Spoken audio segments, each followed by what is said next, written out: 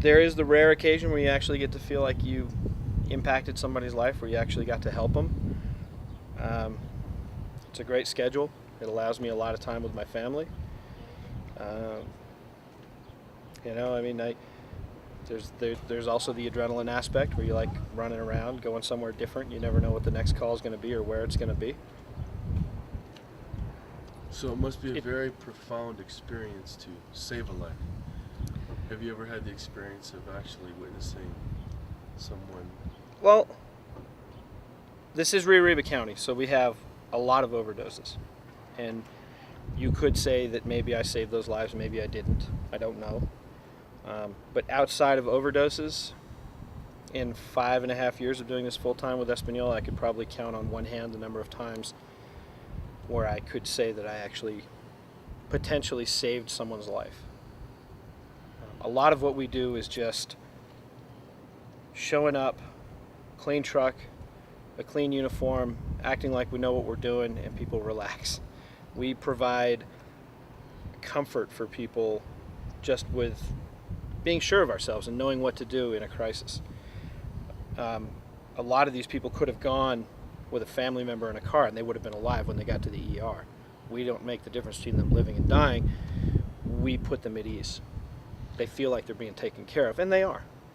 What was the first experience where you actually got to use some of the skills that you learned, and what was that like for you? What was the first traumatic? Well, I was a brand new EMT basic. I had no experience. I was right out of class, and one of the things that I was doing is I was volunteering with Taos County Search and Rescue, and I got called out to a plane that crashed. It was a spring snowstorm. Took them about 10 hours to find the plane. I showed up late. I was at the airport staging, waiting to go, and they found the plane at first light. I was the only EMT there. State police officer said, "You, come with me." Got in the truck, we drove out, and here's this plane that it looks like we shouldn't even be trying to treat anybody. It looks like we should be getting body bags. And then we hear people inside the plane. They've been out all night in a snowstorm. I was completely overwhelmed. There was the pilot, the co-pilot, the pilot's wife, and 3 kids.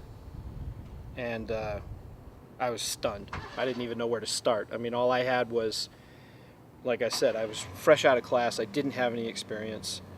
And honestly didn't have a clue as to what I was doing. I'm looking at the state cop because he's got more experience with emergencies than I do at this point, and he's looking at me going, "I'm the cop, you're the EMT, do something." And I'm like, okay. And I don't really remember a lot of it. I don't really, just went to work, and more people started showing up and with more experience, and I definitely stepped to the side, and at that point just became help. So. That's all right. That's all right. Can you tell me when you say you don't remember, you just did. What aspect of your mind do you think went to work there? And did you have any memory? Did you have any problems later? Do you remember having? I mean, just some. No, I remember as we started to peel the layers of the plane away and started to access patients. I remember just kind of being shell-shocked, going, "Wow, that's gnarly," But at the same time, I think that if you don't have a duty to act, if you don't have an obligation or a responsibility on the scene, you could look at it more objectively and go, "Oh, I don't want to see this or do this." But when people are looking you to do something, you kind of rise to the occasion and you wing it. Or some people don't. I don't know. Maybe that means that I'm cut out for this kind of work. I remember that I got tasked with taking care of this kid, and I think he was like 8. And I remember he had 2 broken femurs. Bones sticking out of both of them. He'd been there all night. I don't know how he was still alive. And I went to grab his shoulders to pull him out in line. He had soaked in aviation fuel all night. And all his skin came off in my hands like silly putty. And I was like, ugh. But you keep going. You're like, okay, that's not going to work. Let's figure out how we're going to get him out.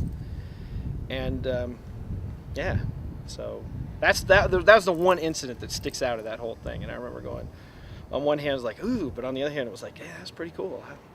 I could get used to doing this kind of stuff.